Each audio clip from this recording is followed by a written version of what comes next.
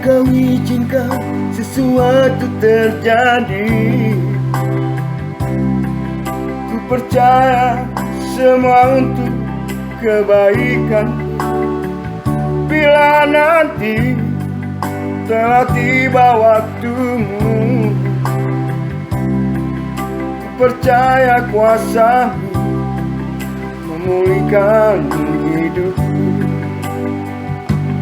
Waktu Tuhan pasti yang terbaik, walau kadang tak mudah dimengerti. Lewati cobaan, ku tetap bertahan. Waktu Tuhan pasti yang terbaik. Bila Kau izinkan sesuatu terjadi, ku percaya semua untuk kebaikanku. Bila nanti telah tiba waktumu, ku percaya kuasa-Mu memulihkan hidupku. Waktu Tuhan pasti yang terbaik, walau kadang tak mudah dimengerti. Lewati cobaan, ku tetap percaya. Waktu Tuhan pasti yang terbaik. Waktu Tuhan pasti yang terbaik.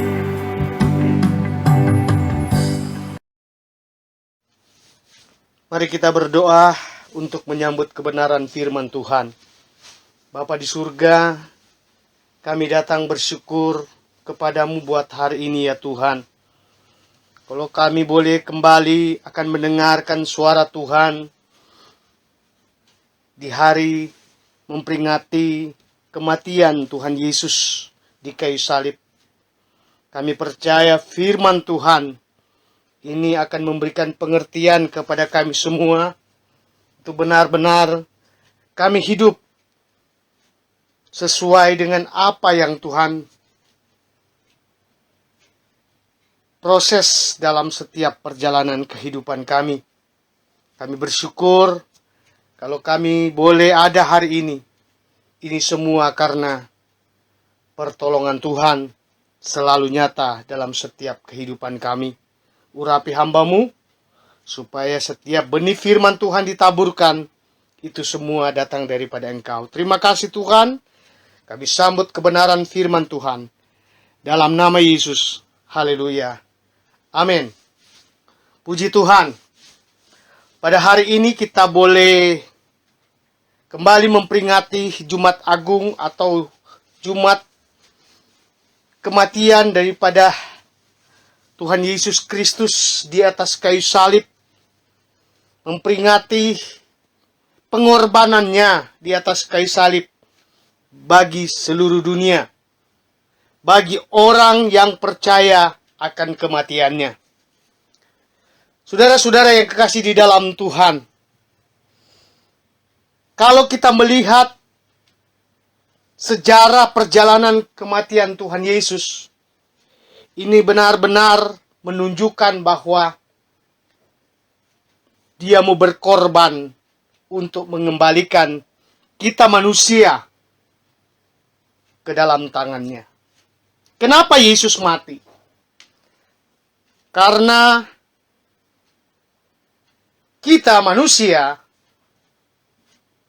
telah berdosa. Kita manusia jatuh di dalam dosa. Bahkan bertahun-tahun manusia tenggelam di dalam dosa. Tapi inilah pemikiran Allah bahwa Dia menginginkan, merindukan supaya manusia itu kembali kepada pelukannya. Kepada tempat yang Dia sediakan bagi kita semua. Kalau kita lihat dalam satu sejarah perjalanan kesengsaraan kematian Tuhan Yesus. Kita lihat dalam kitab Markus pasal 14 ayat 32. Dikatakan lalu sampailah Yesus dan murid-muridnya ke suatu tempat yang bernama Getsemani. Kata Yesus kepada murid-muridnya, duduklah di sini sementara aku berdoa. Tuhan Yesus dan murid-murid pada waktu itu mereka menuju ke tempat atau ke Taman Getsemani, itu mereka sudah melalui yang namanya perjamuan bersama murid-muridnya. Mereka sudah melewati perjamuan malam. Dan kita lihat dalam perjamuan malam itu, atau kita kembali, kita mundur ke ayat yang ke-22, sampai ayatnya yang ke-31, di situ kita lihat bahwa Tuhan Yesus membagi-bagikan roti dan anggur kepada murid-muridnya yang bersama-sama dengan dia. Dan kita tahu bersama juga dalam perjamuan itu, Yudas menjual Yesus. Yudas keluar dari ruangan perjamuan itu, lalu berjumpa atau pergi bertemu dengan para imam-imam, para orang-orang yang punya rencana untuk menyalibkan Yesus. Kembali dalam ayat yang ke-32 tadi, di Taman Getsemani, sengaja Yesus ke sana. Tujuannya apa? Dikatakan, aku berdoa. Kenapa dikatakan aku berdoa? Karena Yesus tahu, Yesus mulai merasakan sesuatu yang luar biasa. Penderitaan yang ada di depannya. Dan sedang dalam perjalanan menuju ke penderitaan yang lebih besar lagi. Kalau tadi di dalam tulisan-tulisan sebelumnya, masih Yudas menjual Yesus. Itu mungkin masih bisa diatasi. Tapi ketika dia berkata bahwa aku berdoa, di sini benar-benar dia datang menghadap Bapanya. Dia datang menghadap Allah. Dia sebagai manusia datang menghadap Allah. Dan dalam ayat 36 dikatakan, dalam pasal 14 ayat 36, katanya, ya Aba, ya Bapa, tidak ada yang mustahil bagimu.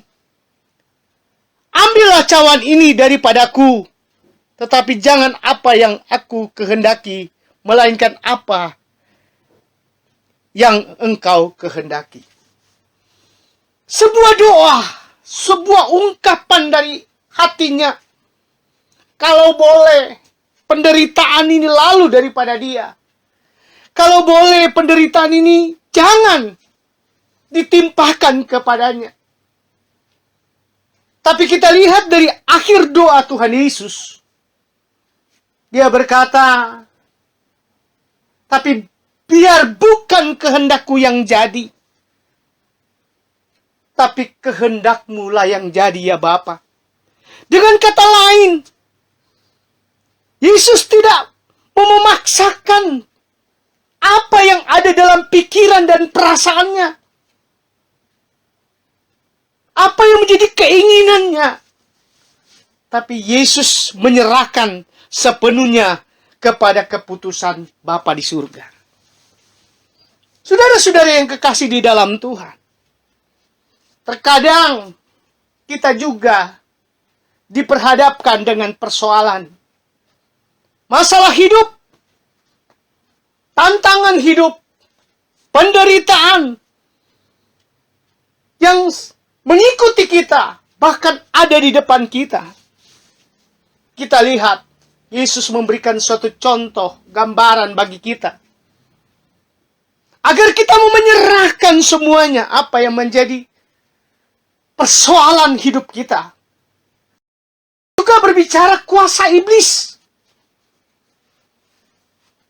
yang mau menangkap kita,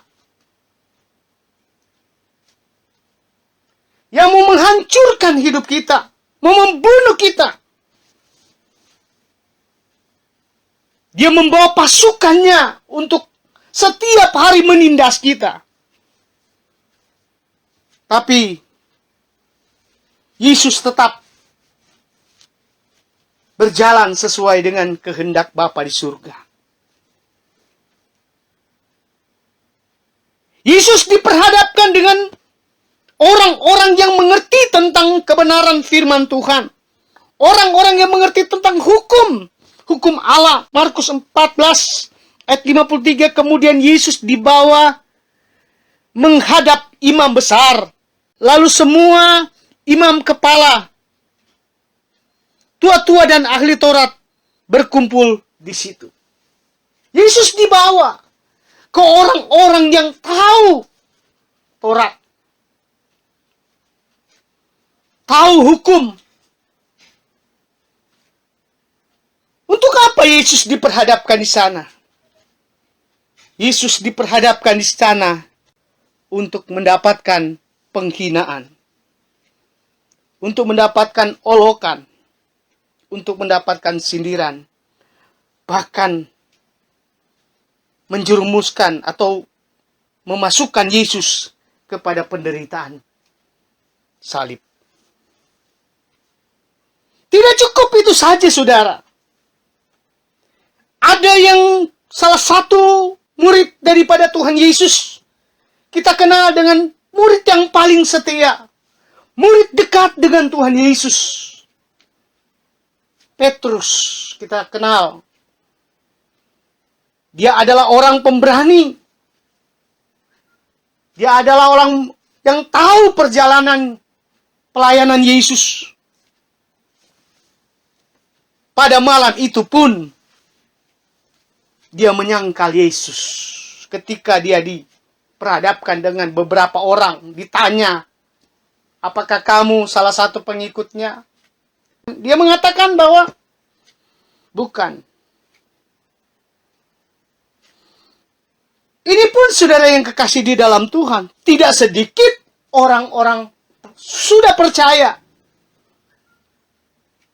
Ketika diperhadapkan dengan garis persoalan yang menakutkan, dia lupa, bahkan bukan cuma lupa, tapi mau menyangkal kuasa Allah. Ini jangan sampai terjadi dalam kehidupan kita hari-hari ini. Kematian Kristus dikatakan kematian yang membawa pembebasan untuk seluruh dunia. Membawa kemenangan untuk seluruh dunia. Melepaskan manusia dari kutuk dosa. Memerdekakan manusia dari perhambaan dosa. Dan lebih daripada itu, karyanya di atas kayu salib untuk mengambil, membawa, menyelamatkan manusia di dalam kerajaan surga.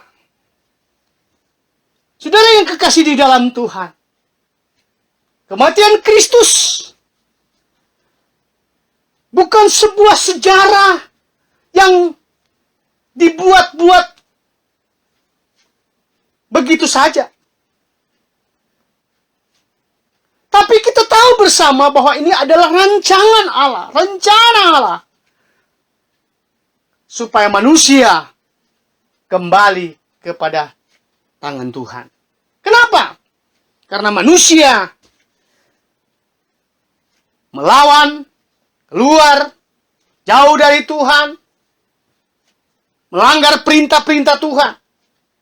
Sehingga manusia terkungkung dengan dosa. Manusia terbawa oleh perbuatan-perbuatan keji. Tapi itulah kasih-Nya.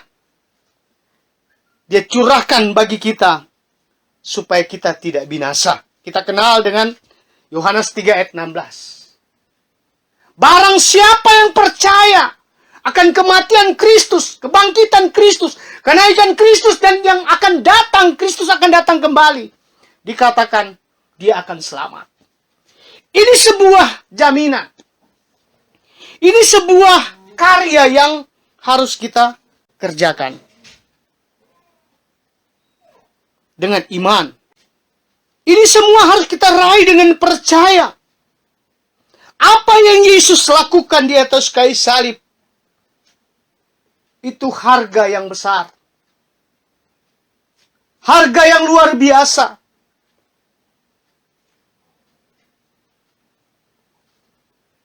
Dari semuanya ini kita lihat bahwa Tuhan Yesus membutuhkan sebagai orang percaya, kita sebagai umat yang percaya, Tuhan mau supaya kita percaya apa yang menjadi karyanya. Apa yang menjadi kerjanya bagi manusia. Kalau kita baca dalam kitab Titus pasal yang kedua, Titus pasal yang kedua ayatnya yang ke-11 sampai ayat 14. Titus pasal yang kedua ayat 11 sampai 14 dikatakan, karena kasih karunia Allah yang menyelamatkan semua manusia sudah nyata. Ia mendidik kita supaya kita meninggalkan kefasikan dan keinginan-keinginan duniawi. Dan supaya kita hidup bijaksana, adil, dan beribadah di dalam dunia sekarang ini. Dengan menantikan penggenapan kita yang penuh bahagia dan penyataan kemuliaan Allah yang Maha Besar dan Juru Selamat kita Yesus Kristus. Ayat 14. Yang telah menyerahkan dirinya bagi kita untuk membebaskan kita dari segala kejahatan dan untuk menguduskan bagi dirinya suatu umat kepunyaannya sendiri yang rajin berbuat baik. Dua hal kita lihat di sini. Kematian Kristus membebaskan kita dari segala berarti banyak kejahatan. Dan semua kejahatan, semua yang tidak benar, Dia bebaskan kita. Dan dikatakan untuk menguduskan kita semua. Kata kudus menguduskan, mengkhususkan kita semua. Yang percaya adalah Allah akan khususkan. Allah akan mengkhususkan kita semua. Sebagai orang yang percaya akan kematian Kristus. Saudara-saudara yang kasih di dalam Tuhan. Salib berbicara tiang gantungan. Tiang siksaan. Dan juga tiang kematian. Hari-hari ini kita sedang diperhadapkan dengan salib. Salib bukan berarti seperti Yesus digantung di atas kayu. Tapi mungkin salib yang kita hadapi seperti hari-hari ini kita tahu bersama. Ada tantangan besar bagi dunia menghadapi situasi, kondisi, penyakit yang mengerikan. Virus yang mengerikan. Ini berbicara salib bagi kita. Pertanyaannya, mampukah kita untuk mengatasinya? Mampukah kita untuk memikulnya? Mampukah kita untuk menyelesaikannya? Sudah barang tentu jawabannya. Kita tidak mampu kalau tanpa Tuhan dalam hidup kita. Kita tidak bisa kalau tanpa Tuhan dalam hidup kita. Nafas kita adalah milik kepunyaan Tuhan. Mati dan hidup manusia atau kita semua ada di tangan Tuhan. Tidak mengenal umur berapa kita hari ini. Tidak mengenal apakah engkau baru lahir hari ini. Semua hidup kita ada di tangan Tuhan. Ada dalam rancangannya. Tiang kematian setiap saat diperhadapkan dengan kita.